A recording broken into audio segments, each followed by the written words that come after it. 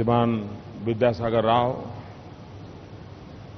महाराष्ट्र के लोकप्रिय युवा मुख्यमंत्री श्रीमान देवेंद्र जी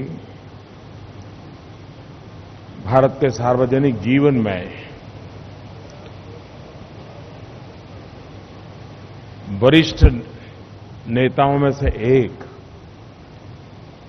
श्रीमान शरद जी पवार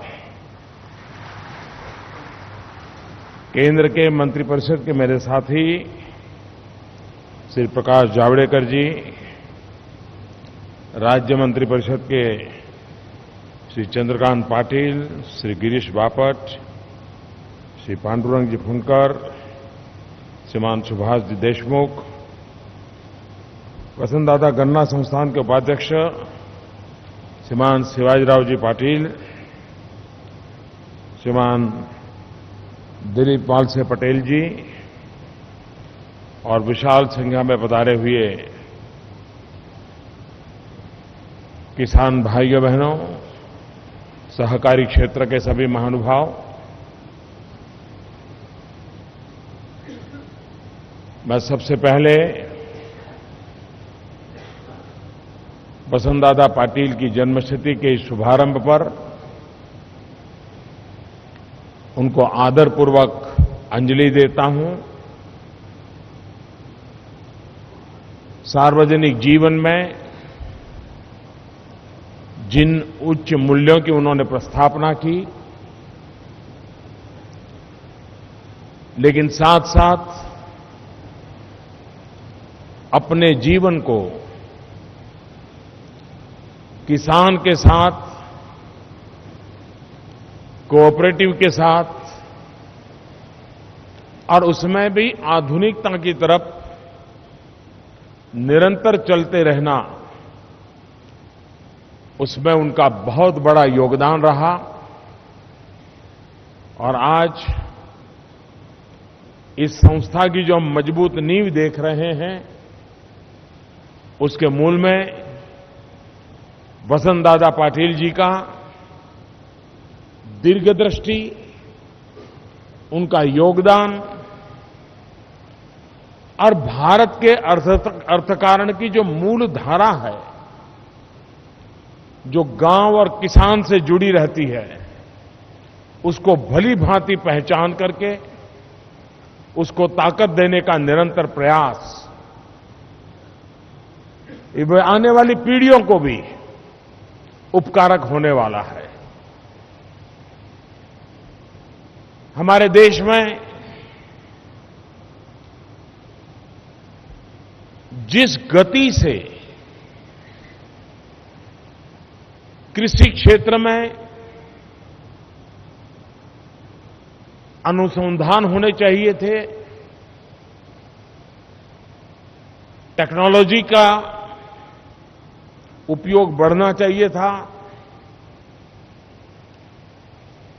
दुनिया जिस गति से आगे बढ़ी है, उसमें हम काफी पीछे रह गए। आज भी विश्व में प्रति एकड़ जो शुगर केन का यील्ड है, पैदावार है, उसकी तुलना में हम काफी पीछे हैं।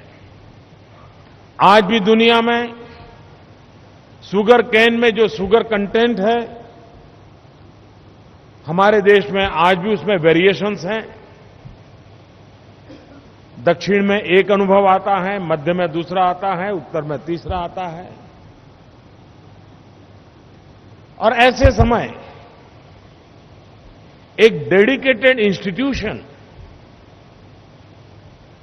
जो निरंतर वैज्ञानिकों को साथ लेकर के टेक्नोलॉजी का भरपूर उपयोग करते हुए और किसान जो भाषा में समझे उस भाषा में खेत तक पहुंचाने का जो प्रयास कर रही है, मैं नहीं मानता हूं कि ये कोई छोटा सा काम है और उसका परिणाम हम अनुभव करते हैं। आज मैं शरद राव जी के साथ फार्म विजिट भी की, मैंने सारी चीजों को समझने का प्रयास किया। मेरी भी इन चीजों में थोड़ी जिज्ञासा रहती है। मैं कभी परेशान होता था कि शुगर में जो फ्लड इरिगेशन होता है, और किसान के दिमाग में भर गया था कि जब तक खेत लबालब पानी से भरा हुआ नहीं होगा तब तक फसल हो ही नहीं सकती। मैं बहुत साल पहले मॉरिशस गया इस चीजों को समझने के लिए। तब तो मैं राजनीतिक जीवन में भी नहीं था, और मैंने वहां पाया कि स्प्रिंकलर से उनके खेत लहलहा रहे थे, फ्लड इरिगेशन नहीं था। मैंने आकर के मेरे यहां जब किसानों से बात की तो मैं उनके गले नहीं उतार पाया। ये बहुत पुरानी बात है। उस समय मैं उनको समझा रहा था, उनको जरा अजूबा लगता था कि इसको क्या समझ आती होगी, लेकिन मैं कोशिश करता था कि भाई ऐसा नहीं है, हम माइक्रो इरिगेशन से शुगर केन में बहुत अच्छे परिणाम ला सकते हैं। और इन दिनों मेरे लिए खुशी की बात है कि पानी का जैसा हम संकट अनुभव कर रहे हैं, और विशेष करके महाराष्ट्र और गुजरात, यहां का किसान बहुत तेजी से शुगर में माइक्रो इरिगेशन की तरफ आगे बढ़ा है, और उसका फायदा भी उसको नजर आया है। जहां पर माइक्रो इरिगेशन से शुगर कल्टीवेशन हुआ, वहां पर क्रॉप की क्वालिटी, क्रॉप का क्वांटम और उसमें शुगर का कंटेंट, इस सब में सुधार नजर आया है। और इसलिए धीरे धीरे शुगर इंडस्ट्रीज वालों को भी लगने लगा है कि अगर हम माइक्रो इरिगेशन की ओर उनको प्रोत्साहन देंगे तो अवश्य लाभ होगा। यहां जो रिसर्च इंस्टीट्यूशन चल रही है, दो चीजें हैं जिस पर अगर हम काम कर सके। मैंने सरकार के इन विभागों के साथ पहले एक बार बात की थी। दुनिया में जो शुगर है उसकी जो दो गांठ है, उस दो गांठ के बीच में अंतर ज्यादा होता है। हमारे यहां जो शुगर है उसकी दो गांठ में अंतर कम होता है, और उसके कारण हमारा शुगर कंटेंट में लॉस जाता है, वेस्टेज मटेरियल ज्यादा निकलता है। हमें जेनेटिक इंटरवेंशन से हमारे शुगर केन के ये जो दो गांठ होती है, ये इसका डिस्टेंस कैसे बढ़े। अगर ये बढ़ता है तो हमारा शुगर कंटेंट भी बढ़ेगा, और उसके कारण जो वाटर कंजम्पशन है वो भी कम उसकी आदत लगती है, क्योंकि उस गांठ के कारण उसको ग्रो करने में ज्यादा ताकत लगती है। अगर इस पर हम ज्यादा रिसर्च कर पाएं, लेकिन करते तो हम शुगर के लिए हैं, ये इंस्टीट्यूशन भी शुगर के लिए डेडिकेटेड है, लेकिन एक और क्षेत्र है जिसमें अगर शरद राव जी इनिशिएटिव लें और यहां के साइंटिस्ट कुछ काम करें, और दोनों एक ही नेचर के काम है, और वो है बाम्बू। बाम्बू की खेती का एक ग्लोबल मार्केट है, लेकिन हमारे देश का जो बाम्बू है, उस बाम्बू का भी प्रॉब्लम ये है कि उसका भी दो गांठ का जो बीच का अंतर है वो बहुत कम है, और उसके कारण बाम्बू से वैल्यू एडिशन और जो बाय प्रोडक्ट होते हैं उसमें हमारे किसान को जितना चाहिए उतना फायदा नहीं होता है। बाम्बू की खेती पानी की भी जरूरत कम और पैदावार ज्यादा की संभावना है। जिस जेनेटिक इंटरवेंशन से हम शुगर के में बदलाव ला सकते हैं, मेरा मोटा मोटा अनुमान है, मैं साइंटिस्ट नहीं हूं, साइंटिस्ट लोग इसमें ज्यादा मदद कर सकते हैं, बाम्बू में भी यही रिसर्च साइमल्टेनियस यहां अगर चल सकती है और हम ग्लोबली कॉम्पिटिटिव बाम्बू क्वालिटी अगर हम लाते हैं तो हमारे देश में एक नया क्षेत्र एग्रो इकोनॉमी का हम प्रारंभ कर सकते हैं। उस दिशा में करने की दिशा में सोचा जा सकता है। दूसरा जो विषय है, जमीन कम होती जा रही है। किसान का परिवार पीढ़ी दर पीढ़ी बच्चों में जमीन के टुकड़े बढ़ते चले जा रहे हैं।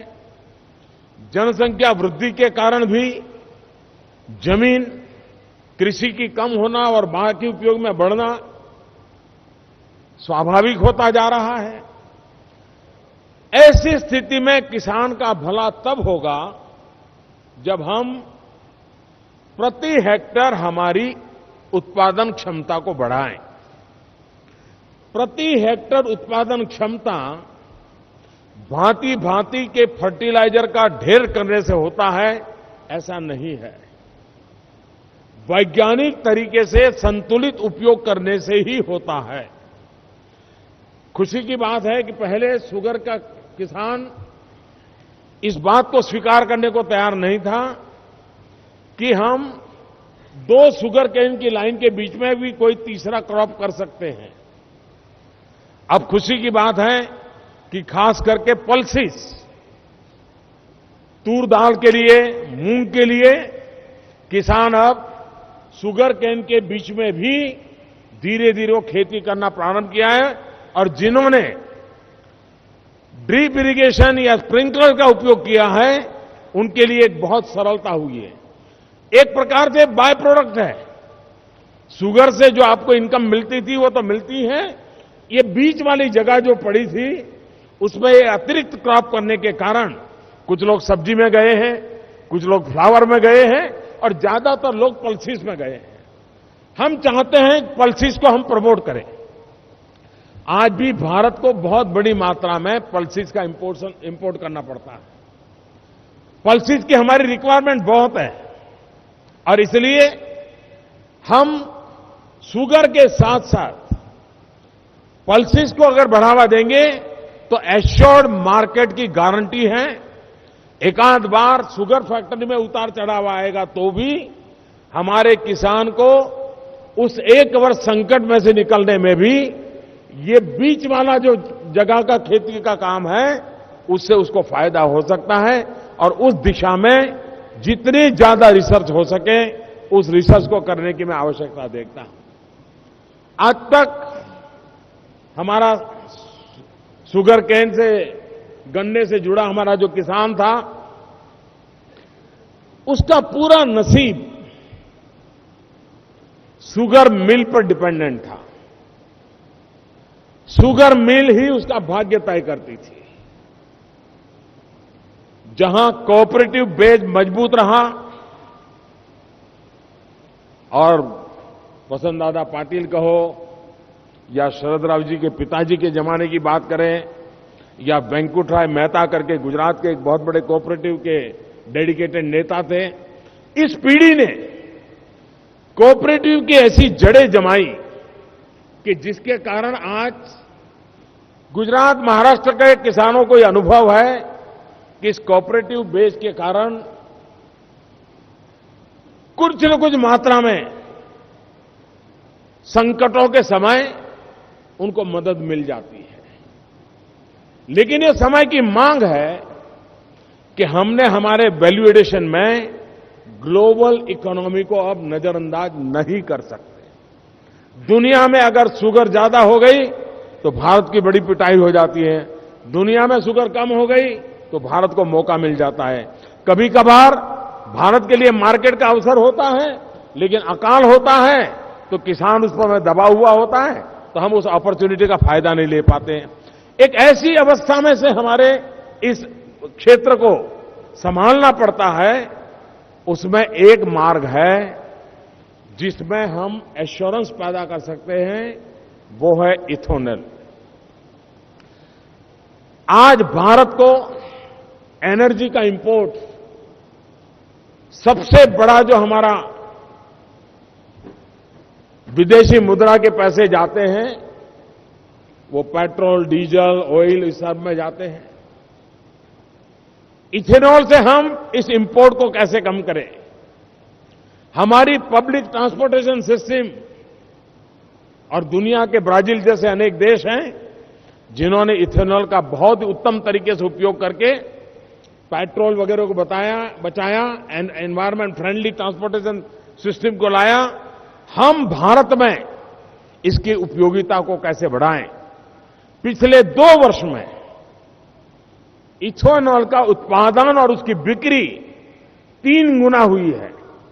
इतिहास में हाईएस्ट ये 2015-16 में हुई है, लेकिन फिर भी हमारी क्षमता के हिसाब से ये काफी पीछे है और इसलिए हमारे लिए आवश्यक है कि नीतियों के द्वारा, सपोर्ट सिस्टम के द्वारा हम वैल्यू एडिशन में खास करके इथेनॉल पर और देश के इंपोर्ट को हम कैसे कम करें, हमारी ट्रांसपोर्टेशन सिस्टम में और खाड़ी का तेल की झाड़ी का तेल, मेरा विश्वास है हमारा देश का किसान खाड़ी के तेल से मुक्ति दिलाकर झाड़ी के तेल से देश को आगे बढ़ाने की ताकत रखता है। हमने उन चीजों को बल देना है और सरकार ने कुछ प्रोग्रेसिव पॉलिसीज का इनिशिएटिव लिया है। पहली बार इथेनॉल में एक प्रकार के लचीला कहें लेकिन एमएसपी टाइप व्यवस्था की ताकि मार्केट एश्योर हुआ। कुछ शुगर फैक्ट्री ऐसी है कि जिनके पास इथेनॉल बनाने के प्लांट नहीं है। हमने उनसे कहा था कि आप किसी दूसरे का काम लीजिए, हम आपको कॉम्पेंसेट कर देंगे और इसके कारण टोटल शुगर केन का प्रोडक्ट, गन्ने का प्रोडक्ट, उसका इतनी मात्रा में इथेनॉल की तरफ जाने में हम सफल हो सकते हैं। शुगर मार्केट डाउन जाए तब भी हम इसको बैलेंस कर सकते हैं। शुगर का मार्केट की कठिनाई आ जाए तो हम इसको इस पर डाइवर्ट कर सकते हैं। तो इकोनॉमी में बैलेंसिंग पावर के रूप में ये एक प्रयोग हमें बहुत काम कर सकता है। और एक क्षेत्र है स्टार्टअप्स। ये बात निश्चित है कि इनोवेशन की दिशा में हमने बहुत कुछ करना पड़ेगा और जितना इनोवेशन एक फार्म में होता है उससे भी ज्यादा इनोवेशन एग्रीकल्चर में आज इंजीनियरिंग के द्वारा हो रहा है। जैसे medical science totally technology driven हो रहा है, टेक्नोलॉजी जो पूरी तरह मेडिकल साइंस में बहुत बड़ा रोल प्ले कर रही है, वो दिन दूर नहीं है जब एग्रीकल्चर सेक्टर में भी टेक्नोलॉजी बहुत बड़ा मेजर रोल प्ले करने वाली है। हम हमारे नौजवानों को, हमारे साइंटिस्टों को, हमारे टेक्नो एक्सपर्ट्स को स्टार्टअप के द्वारा मौका दें, इनोवेशन का मौका दें। वसंतदादा पाटिल के इंस्टीट्यूशन के द्वारा हम शुगर पर केंद्रित होकर के खेत और शुगर के बाय प्रोडक्ट और उसके लिए कुछ मशीन्स का इनोवेशन मैंने अभी देखा। जिस प्रकार से दूध के फैट निकाले जाते हैं वैसे ही शुगर कंटेंट का फैट, शुगर का क्या स्थिति है, मशीन से निकाला जा सकता है। ये मशीन आज पॉपुलर हो रहे हैं, लेकिन ऐसे बहुत छोटे छोटे मशीन हमारे नई पीढ़ी के युवा होनहार नौजवान कर सकते हैं। स्टार्टअप्स को हमने बल देना है। हमारे स्टार्टअप जितनी बड़ी मात्रा में एग्रीकल्चर सेक्टर में आएंगे, हमारे देश का किसान का कृषि एंड वैल्यू एडिशन दोनों का काम बहुत ही उपकारक होगा। और इस दृष्टि से मैं समझता हूं कि हमारे देश में एग्रीकल्चर में जो सेकंड ग्रीन रिवॉल्यूशन की बात होती है, वो सिर्फ खेतों की साइज और कृषि उत्पादन यहां तक सीमित नहीं रह सकती है। कृषि उत्पादन के प्रकार, genetic intervention, technology upgradation, value addition and market, इन दिनों सरकार ने प्रधानमंत्री फसल बीमा योजना के द्वारा किसान को सबसे ज्यादा सुरक्षित करने वाली योजना बीमा योजना लाई है। सॉइल हेल्थ कार्ड के द्वारा किसान को अपनी जमीन में किसान की एक समस्या रही है अगर बगल वाला किसान लाल डिब्बे वाली दवाई ले आया और उसने अगर छिटक दी तो उसको लगता है मैं भी लाल डिब्बे वाली दवाई ले आऊं। अगर बगल वाले किसान ने इतना पीला पाउडर डाल दिया तो उसको लगता है मैं भी पीला पाउडर डाल दूं। दोनों की जमीन का स्वभाव अलग है, दोनों की जमीन की आवश्यकता अलग है। एक की जमीन में कुछ गुण ज्यादा है, किसी की दूसरे की जमीन में दूसरे गुण ज्यादा है। सॉइल हेल्थ कार्ड के द्वारा हम अपनी जमीन की तबीयत जाने। मनुष्य के शरीर में जिस प्रकार से आज डॉक्टर जब तक कि आप ब्लड टेस्ट नहीं करवाते, यूरिन टेस्ट नहीं करवाते, पैथोलॉजिकल रिपोर्ट नहीं आता है, दवाई नहीं देता है, जमीन का भी वैसा ही है जैसे मनुष्य के शरीर का है। हम भी अपना सॉइल हेल्थ कार्ड बहुत बड़ी मात्रा में हमारे स्टार्टअप्स सॉइल टेस्टिंग लैब बना सकते हैं। हमारे किसान भी अपनी कोऑपरेटिव सोसाइटी के द्वारा सॉइल हेल्थ लैब बना सकते हैं। और हमारे किसान को आदत लगनी चाहिए कि हर वर्ष फसल में जाने से पहले एक बार जमीन की तबीयत का खबर दे ले और उसके अनुसार अपना टाइम टेबल बना दें। आप देखिए हमारा खर्च बहुत कम हो जाएगा। महाराष्ट्र सरकार ने एक बड़ा इनिशिएटिव लिया है सोलार पंप का। सोलार पंप की मूवमेंट को हम अगर किसानों तक ले जाएंगे तो हमारी कॉस्ट इफेक्टिव फार्मिंग, बिजली का खर्चा, पानी का खर्चा सबसे ज्यादा होता है। अगर हम सोलार पंप को, भारत सरकार भी मदद कर रही है, महाराष्ट्र सरकार ने भी इनिशिएटिव लिया है, कोऑपरेटिव यूनियन भी उसके साथ जुड़े, और अगर हम बिजली बचा करके सोलार के द्वारा खेती में उपयोग लाना की दिशा में जाएं तो कॉस्ट इफेक्टिव फार्मिंग के लिए हमें वो बहुत लाभ कर सकता होता है और उस दिशा में हमने प्रयास करना चाहिए। मुझे विश्वास है कि आप लोग खेती के क्षेत्र में मुझसे 1000 गुना अनुभवी लोग हैं और मैंने देखा है शरद राव जी को, वो कितनी राजनीति की आपाधापी में क्यों न हो, दिन में कितने ही राजनीतिक उठापटक के दबाव के नीचे क्यों न हो, लेकिन अगर किसान की बात आ जाए, खेती की बात आ जाए तो तुरंत वो एक्टिव होकर के उस काम को हाथ में ले लेते। इतना उनका डेडिकेशन, उनका इस डेडिकेशन को मैंने देखा है। और इस फरवरी में सार्वजनिक जीवन में 50 वर्ष जनप्रतिनिधि का उनका समय हो रहा है। मैं अभी से बधाई देता हूं। 50 साल तक विदाउट ब्रेक जनप्रतिनिधि के रूप में चुन करके आना, चुनाव जो लड़ते हैं, जीतते, उनको पूरा पता है कि किस प्रकार से जिंदगी जीनी पड़ती है। शरद राव जी ने जी करके दिखाया है और एक बहुत उत्तम उदाहरण सभी सार्वजनिक जीवन के लोगों के लिए एक उत्तम उदाहरण उन्होंने प्रस्तुत किया है। वैसे हमारे देवेंद्र फडणवीस जी, अगर उनका मैं नागपुर के म्युनिसिपैलिटी में जो चुन करके वो आए कॉर्पोरेटर, उसको हिसाब लगाऊं तो उनको भी 25 वर्ष नॉन स्टॉप जनप्रतिनिधि का हो रहा है शायद, इतनी छोटी आयु में अगर उनका। लेकिन शरद राव का एमएलए और एमपी वाला मामला है, अपने आप में बड़ी विरासत है। सार्वजनिक जीवन की एक बहुत बड़ी पूंजी है, बहुत बड़ी विरासत है। मैं व्यक्तिगत रूप से शरद राव का अत्यंत आदर करने वाले व्यक्तियों में से रहा हूं। मैं गुजरात का मुख्यमंत्री था, वो हमेशा मुझे उंगली पकड़ करके चलाने में मेरी काफी मदद करते रहे हैं और ये बात सार्वजनिक रूप से स्वीकारने में मैं गर्व अनुभव करता हूं।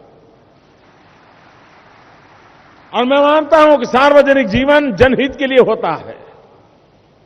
भाइयों बहनों, एक बात इस विषय से हट करके भी मैं करना चाहता हूं। 8 तारीख रात 8 बजे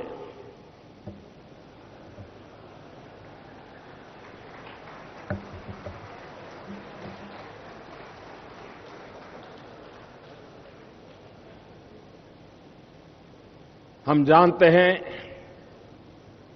हमारे दुश्मन हमारे देश को तबाह करने के लिए उनके अपने देश में जितनी करेंसी छापते हैं उससे ज्यादा हमारे देश में नकली नोट घुस जाए, जाली नोट घुस जाए, उसके खेल खेलते रहे। और बड़ी बड़ी नोटें जो एक्सट्रीमिस्ट ग्रुप है, नक्सलवाद के नाम से हो, उग्रवाद के नाम से हो, एक्सटॉर्शन कर करके लोगों से रुपए पड़ाते हैं, जंगलों में पेड़ के नीचे दबा के रखते हैं, आर्म्स लेते हैं, आतंकवाद को बल मिलता है। इनकी ये जो धोरी नस है, जहां से उनको पैसा आता है, उसको काटना बहुत जरूरी था। इसलिए 8 तारीख रात 8 बजे 1000 और 500 की नोट, जाली नोट, इन सब पर एक बहुत बड़ा निर्णय सरकार ने किया है। देश की जनता ने उसको जो आशीर्वाद दिए हैं, मैं इसके लिए देश की जनता का आभारी हूं। एक भ्रम फैलाया जा रहा, क्योंकि यहां बड़ी मात्रा में किसान है, इसलिए मैं कहना चाहता हूं, किसानों को भ्रमित किया जाता है कि अब 1000 और 500 की नोटें गई और आपके पास जो खेती से कमाई करके पैसा आया है वो बैंक में जमा करना पड़ेगा और फिर मोदी उस पर टैक्स लगाएगा। मेरे किसान भाइयों, आप पर कोई टैक्स लगने वाला नहीं है। आप बेफिक्र रहिए। ये देश आपका है, ये पैसे आपके हैं, ये बैंक भी आपकी है, ये मोदी भी आपका है। तो इन सारी भ्रम चालों से, लेकिन हम, ये बात सही है, मैंने देश की जनता से 8 तारीख को ही 50 दिन मांगे हैं, क्योंकि इतना बड़ा बदलाव लाना, आपको मालूम होगा 1978 में जब जनता पार्टी की सरकार थी, तब मोरारजी भाई देसाई, उन्होंने 1000 की नोट बंद की थी। मैं कोई पहला नहीं हूं जिसने काम किया है। उसके बाद यूपीए सरकार थी, उसने चवन्नी बंद की थी। आपको शायद याद होगा, उन्होंने चवन्नी पर प्रतिबंध लगाया था। अब वो तो आप जाने, लेकिन मोरारजी भाई ने 1000 की नोट पर बंदी लगाई थी। लेकिन उस समय रिजर्व बैंक ने टोटल 145 करोड़ रुपीस, 145 करोड़ रुपयों की मूल्य की 1000 की नोटें छापी थी। और उसमें से सिर्फ 80 करोड़ पब्लिक में थी, 65 करोड़ बैंकों में पड़ी थी, बाहर निकली भी नहीं थी। इस समय देश में 500 और 1000 की नोट, इसकी वैल्यू करीब करीब 14 लाख करोड़ रुपया है। कहां 145 करोड़ और कहां 14 लाख करोड़। और इसी का फायदा दुश्मनों ने, समाजद्रोहियों ने, भ्रष्टाचारियों ने इसका फायदा उठाया है। अगर इसको जड़ मूल से नहीं उखाड़ के फेंकेंगे तो देश की भावी पीढ़ी को उसके सपनों को पूरा करने में हमारी व्यवस्थाएं ही रुकावट बन जाएगी। और इसलिए मेरे प्यारे भाइयों बहनों, ये मैं नहीं कह सकता कि इतने बड़े निर्णय से कोई तकलीफ ही ना हो।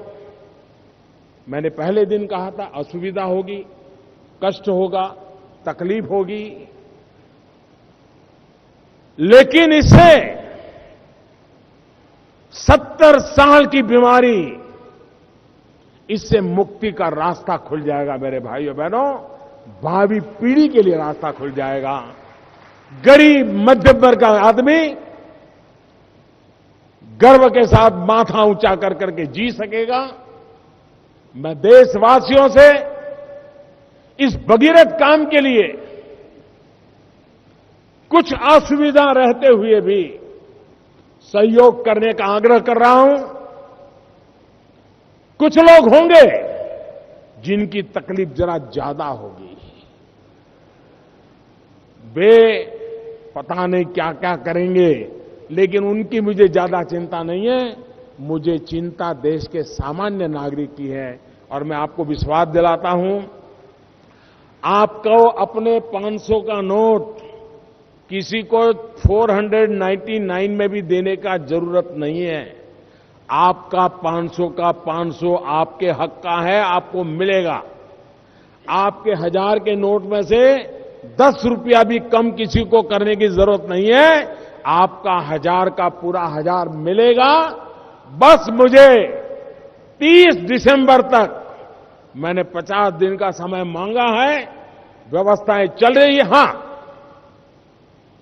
ये चीजें 8 तारीख के पहले मैं कर ही नहीं सकता था, वरना ये चीजें छिपी नहीं रहती जी, ये लीक हो जाती।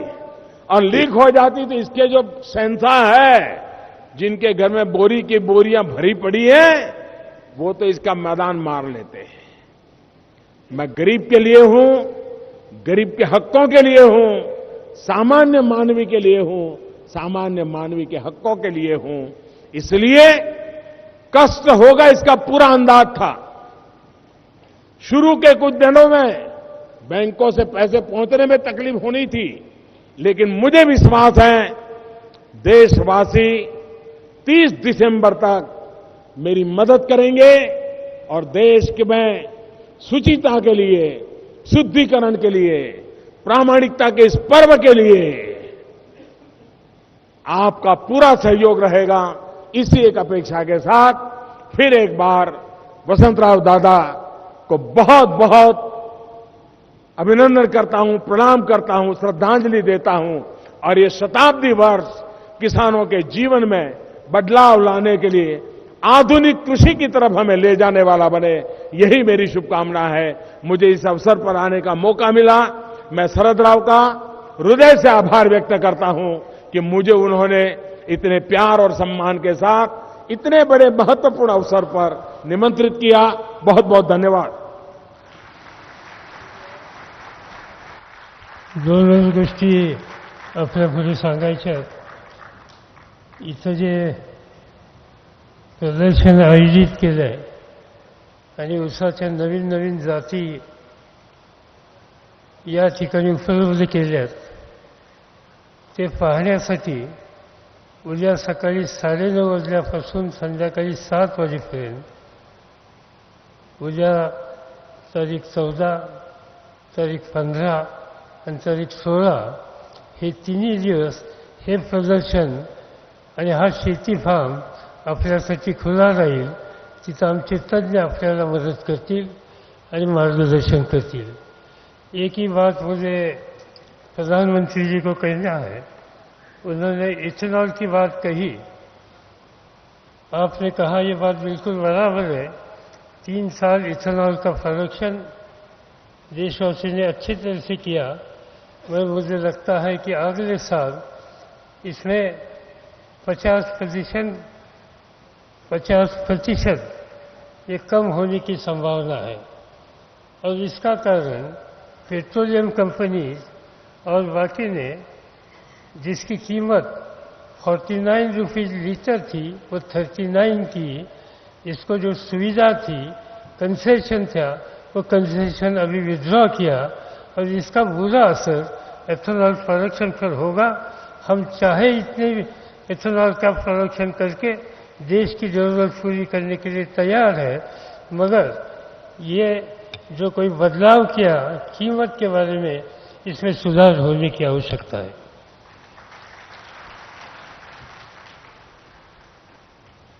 माननीय प्रधानमंत्री जी ने विविध मुद्दों पर अपने अनमोल विचार प्रकट किए और साथ ही प्रेरणादायी वक्तव्य एवं आश्वासक शब्दों के लिए मैं आपका शुक्रिया अदा करती हूँ, बहुत बहुत आभार। इसी के साथ इस कार्यक्रम का समापन होता है। आप सभी को शुक्रिया। With that we conclude this inaugural ceremony. Thank you all.